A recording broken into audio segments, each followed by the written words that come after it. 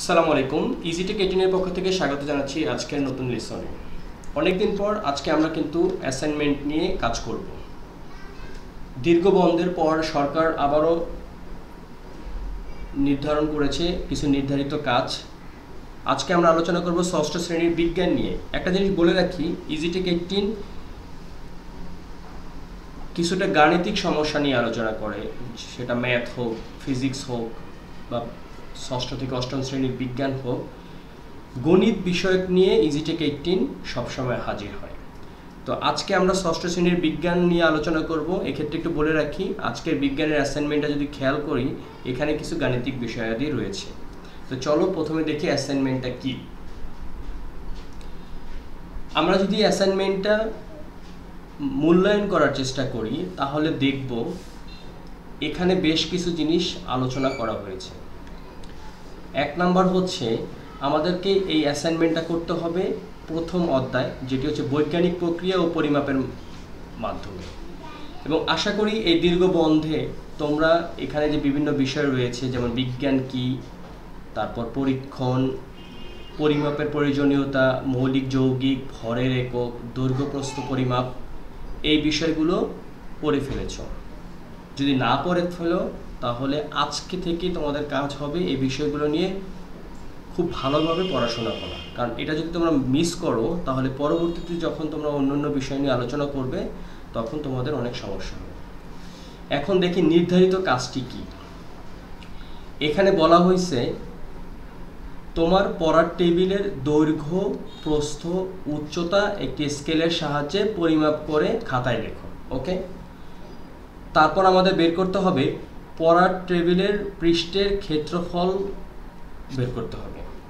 আমরা ক্ষেত্রফল নিশ্চয়ই জানি, ক্ষেত্রফল হচ্ছে দৈর্ঘ্য গুণ প্রস্থ। 2 নাম্বার কি চাইছে হচ্ছে আয়তন কি, অথবা একটি ঘরের কতটুকু জায়গা দখল করে তা বের করো। মানে টেবিলটা যেখানে রাখা আছে সেই টেবিলটা একটি ঘরের কতটুকু জায়গা দখল করছে সেটা আমাদেরকে বের করতে হবে, ঠিক আছে। এবং শেষে আমাদেরকে বের করতে হবে পড়ার টেবিল যে আয়তনের জায়গা দখল করে সে আয়তনের একটি পাত্রে কত লিটার পানি ধরবে তা যৌক্তিক কারণ সহ ব্যাখ্যা করো। এর মানে কি, একটা টেবিল যেখানে রাখা আছে সেটা একটা নির্দিষ্ট জায়গা দখল করছে, সেই জায়গাটাতে যদি একটি পাত্রে পানি রাখা হতো তাহলে কত লিটার পানি ধরতো সেটা নিয়ে আমাদেরকে ব্যাখ্যা করতে হবে। আচ্ছা, ঠিক আছে, কিছু নির্দেশনা দেওয়া আছে। 1 নম্বর হচ্ছে দৈর্ঘ্য, প্রস্থ বা উচ্চতা। এই যে দৈর্ঘ্য, প্রস্থ, এগুলোর উচ্চতা কি? এগুলোর উচ্চতা আমরা জানি হচ্ছে কি, এটা একক হচ্ছে মিটার, কিন্তু এখানে কিন্তু বলা আছে আমাদেরকে বের করতে হবে সেন্টিমিটার স্কেলের মাধ্যমে। এর মানে হচ্ছে আমাদের টেবিল যত মিটারই হোক না কেন বা যত ইঞ্চি হোক না কেন, এটা আমাদেরকে বের করতে হবে সেন্টিমিটারের মাধ্যমে। তাহলে আমাদের কি করতে হবে, আমরা যে ট্যাপটার মাধ্যমে মাপবো বা যেই ফিতা বলি বা যেই স্কেলটা বলি সেখানে আমরা দেখবো ওখানে কিন্তু ইঞ্চিও থাকে, মিলিমিটারও থাকে এবং সেন্টিমিটারও থাকে। আমাদেরকে নিতে হবে কি, সেন্টিমিটার, এবং তার মাধ্যমে দৈর্ঘ্য, প্রস্থ ও উচ্চতা বের করতে হবে। 2 নাম্বার হচ্ছে গিয়ে সূত্র উল্লেখপূর্বক দখলকৃত জায়গার পরিমাপ করবে। আচ্ছা, ঠিক আছে, সূত্রের মাধ্যমে আমরা কি করব, জায়গার পরিমাপটা নির্ণয় করব। আর প্রাপ্ত তথ্য থেকে তথ্য ও সূত্র ব্যবহার করে সময়ায়তনের পাত্রের পানির পরিমাণ নির্ণয় করতে হবে, যেটা এখানে 3 নম্বরে বলা হচ্ছে। তো চলো কথা না বলে আমরা কাজ শুরু করি। এখানে প্রথম প্রশ্নে ছিল যে তোমার পড়ার টেবিলে দৈর্ঘ্য, প্রস্থ ও উচ্চতার একটি স্কেলের সাহায্যে পরিমাপ করো। আচ্ছা, মনে করলাম এটা একটা টেবিল, যেটা হলো তোমার পড়ার টেবিল। এখন এখানে দৈর্ঘ্যটা কি খেয়াল করো, এই যে জায়গাটুকু আছে, এই যে জায়গাটুকু, আমি যদি একটু অন্য কালার নিই, যদি আমি সাদা নিই, খেয়াল করো এই যে জায়গাটুকু আছে, এই যে জায়গা, এটা হচ্ছে কি, এটা হচ্ছে দৈর্ঘ্য। আবার এই যে জায়গাটুকু আছে এটা হচ্ছে প্রস্থ। আর উচ্চতা হচ্ছে এই যে পুরো টেবিলটার লেন্থটা কতটুকু। খেয়াল করো এই যে টেবিলটা এখান থেকে যে এই পর্যন্ত আছে, মানে যদি এখানে দেখি আমরা, এই যে টেবিলটা এখানে যে আছে এই পর্যন্ত, এটা হচ্ছে উচ্চতা। এখন খুব সহজে কিন্তু আমরা একটা স্কেল নিয়ে অবশ্যই সেটা সেন্টিমিটার স্কেলের মাধ্যমে নির্ণয় করতে হবে। এখন আমরা কি করতে পারি, যেহেতু বলছে যে পড়ার টেবিলের দৈর্ঘ্য প্রস্থ ও উচ্চতা একটি স্কেলের সাহায্যে পরিমাপ করে খাতায় লেখো, তাহলে আমরা কি লিখতে পারি, আমরা লিখতে পারি হচ্ছে, এখন একটু অন্য কালারে আমরা লিখি, এটা যদি উত্তর লিখি, এটা হচ্ছে 1 নং প্রশ্ন। আচ্ছা, এখন আমরা প্রথমে লিখব হচ্ছে সেন্টিমিটার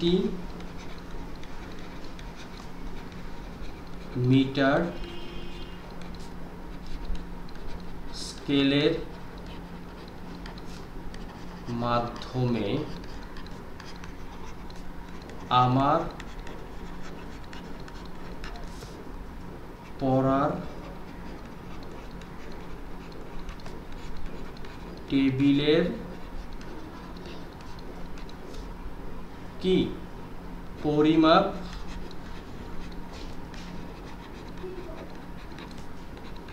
নিম্ন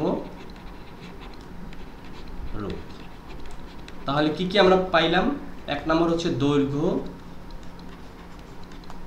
আমরা কত পেয়েছি, এই যে দৈর্ঘ্যটা, এটা আমরা পেয়েছি হচ্ছে 76 সেন্টিমিটার, এটা আমরা পেয়েছি 76 সেন্টিমিটার। তাহলে লিখতে পারি 76 সেন্টিমিটার। ওকে, 2 নম্বর হচ্ছে প্রস্থ কত, প্রস্থ হচ্ছে এখানে আমরা পেয়েছি 50 সেন্টিমিটার, তাহলে আমরা লিখে ফেলি 50 সেন্টিমিটার। 3 নাম্বার আমরা পেলাম কি, উচ্চতা কত পেয়েছি, এই যে উচ্চতা হচ্ছে 71 সেন্টিমিটার।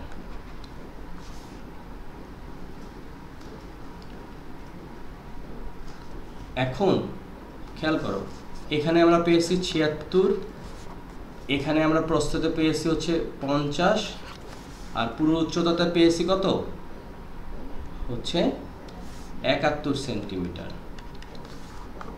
71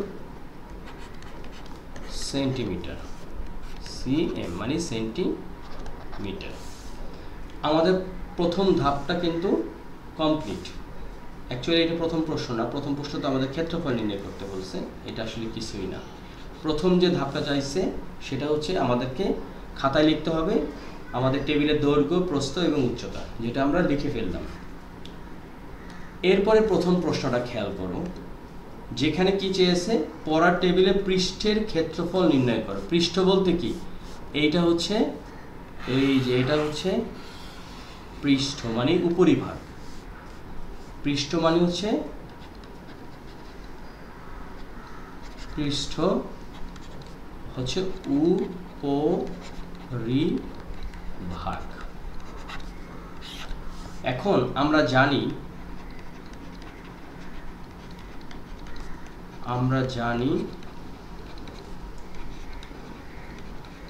ক্ষেত্রফল সমান হচ্ছে দৈর্ঘ্য গুণ কি প্রস্থ, এবং এটা কি, এটা হচ্ছে বর্গ একক।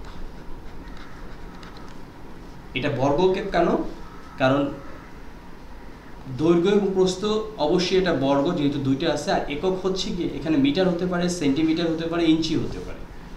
তো তাহলে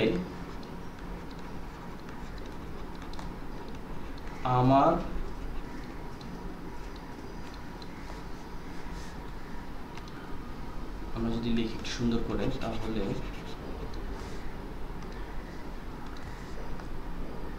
আমার পড়ার টেবিলের ক্ষেত্রফল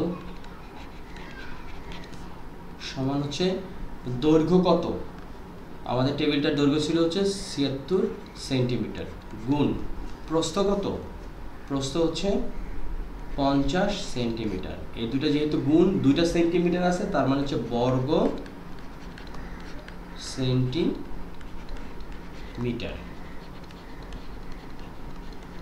এটা যদি আমরা গুণ করি তাহলে কত আসতেছে? 5 6 30 এর 0, 5 7 35 এর 3 38, আর এই সামনে হচ্ছে 0, তার মানে 3800 বর্গ সেন্টি বা বর্গ সেমি। এটা হচ্ছে 1 নম্বর অঙ্কটা আমাদের কমপ্লিট। 2 নম্বর অঙ্ক কি চেয়েছে? 2 নম্বর অঙ্কতে চেয়েছে যে এটি ঘরের কতটুকু জায়গা বা আয়তন দখল করে তা বের করো। এর মানে হচ্ছে একটা ঘরের ভিতরে যদি এই পুরো টেবিলটা থাকে তাহলে কতটুকু জায়গা দখল করেছে, কতটুকু জায়গা দখল করেছে। এটা যদি আমরা খেয়াল করি তাহলে কি লিখতে পারি? আমরা জানি আয়তন সমান হচ্ছে ক্ষেত্রফল গুণ উচ্চতা, অথবা আমরা লিখতে পারি দৈর্ঘ্য গুণ প্রস্থ গুণ উচ্চতা। এটা হচ্ছে যেহেতু 3টা আছে, 2টা হলে বর্গ হয়, 3টা হলে ঘন একক। সুতরাং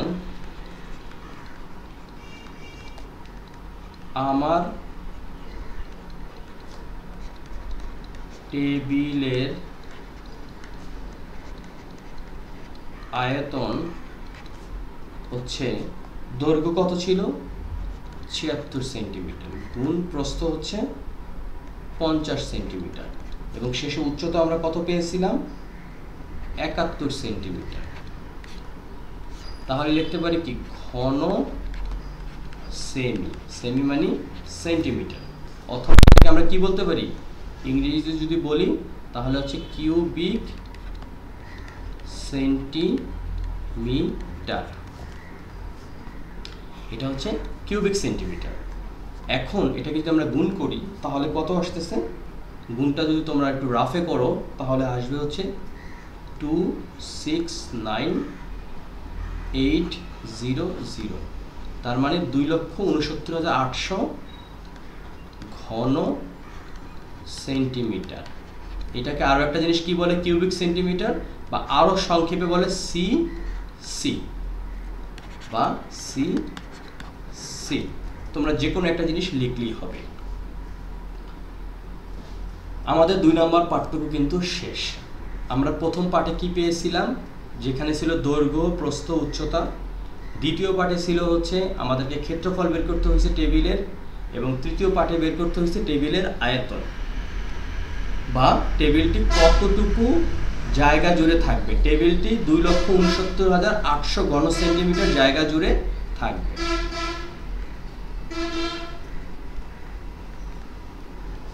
তাহলে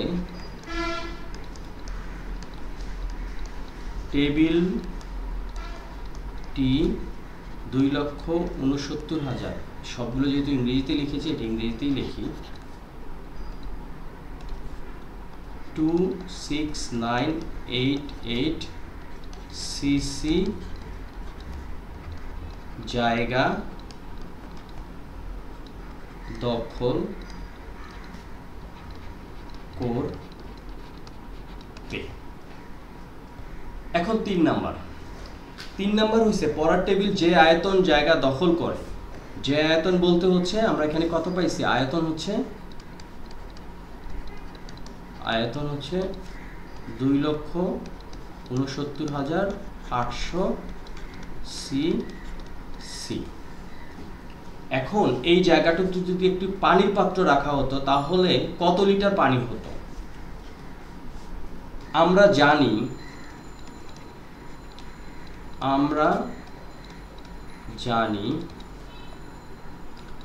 1000 সিসি সমান হচ্ছে 1 লিটার। তার মানে হচ্ছে 1000 সিসি একটা জায়গাতে 1 লিটার পানি রাখা যায়। সুতরাং আমরা যদি ঐকিক নিয়ম করি তাহলে 1 সিসি সমান হচ্ছে 1/1000 লিটার। সুতরাং 2,69,800 সিসিতে কতটুকু হবে? 2,69,800, আর নিচে হচ্ছে 1000। একটা জিনিস বলে রাখি, এখানে ইংলিশ বাংলা একটু মিক্স হয়ে গেছে। তোমরা যখন অঙ্কটি করবা একই শব্দ ব্যবহার করবা, পুরোটা শব্দ ইংরেজিতে ব্যবহার করবা। মানে এই যে নাম্বারগুলো আছে 269,800, এই জিনিসগুলো হয় ইংরেজিতে ব্যবহার করবা, না হলে বাংলায় ব্যবহার করবা। আচ্ছা, এখন খেয়াল করো, 2,69,800 এটা হচ্ছে ডিভাইড হচ্ছে 1000 লিটার।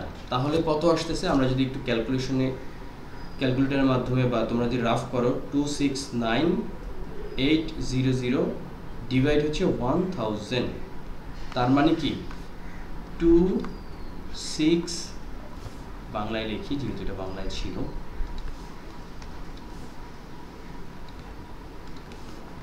269.8 লিটার।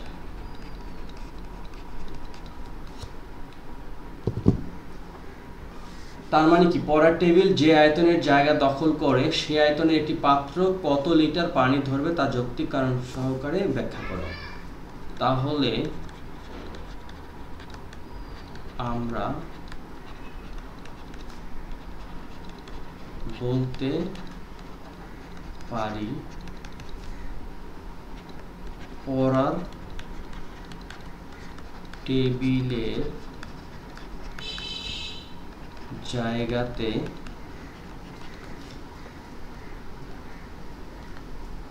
একটি পাত্রে 269.8 লিটার পানি ধরবে। এটি হচ্ছে আমাদের অ্যাসাইনমেন্টের 3য় নম্বর প্রশ্নের উত্তর। আশা করি বিষয়টা তোমরা বুঝতে পারছো। একটা জিনিস বলে রাখি, এখানে আমি একটা টেবিলের মান ব্যবহার করার চেষ্টা করছি। তোমরা যারা যারা এই ভিডিওটা দেখবে তারা যার যার বাসায় যেই টেবিল আছে সেই টেবিলের মাপ নিয়ে এই অঙ্কটা করবে। কারণ সবার বাসার টেবিলের মাপ কিন্তু 71, 76, 50 সেন্টিমিটার না।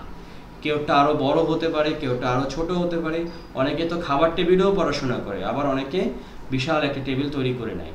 তো যেইখানে পড়াশোনা করো সেই টেবিলের মাপ অনুযায়ী অবশ্যই অঙ্কটা করবে। আর না হলে একই অঙ্ক যদি তোমরা সাবমিট করো তাহলে কিন্তু কপিরাইটের একটা প্রবলেমে তোমরা পড়তে পারো। আমি চাই তোমরা বাসায় প্র্যাকটিস করো এবং খুব সহজেই এই অঙ্কটি সলভ করার চেষ্টা করো। তো আজকের অ্যাসাইনমেন্টটা এখানেই শেষ। পরবর্তীতে বিজ্ঞানের যদি কোনো গাণিতিক সমস্যা থাকে, আর গণিতের জন্য তো আসি, এই গাণিতিক সমস্যা বা গণিত বিষয়ক যে কোনো সমস্যা নিয়ে ইজিটেক 18 সবসময় হাজির হয় এবং পরবর্তীতে হাজির হওয়ার চেষ্টা করবে। তো পরবর্তী একটা লেকচার দেখার আমন্ত্রণ জানিয়ে আজকের লেকচার এখানেই শেষ করছি। সবাই ভালো থাকো, সুস্থ থাকো এবং ঘরে থাকো। আল্লাহ হাফেজ।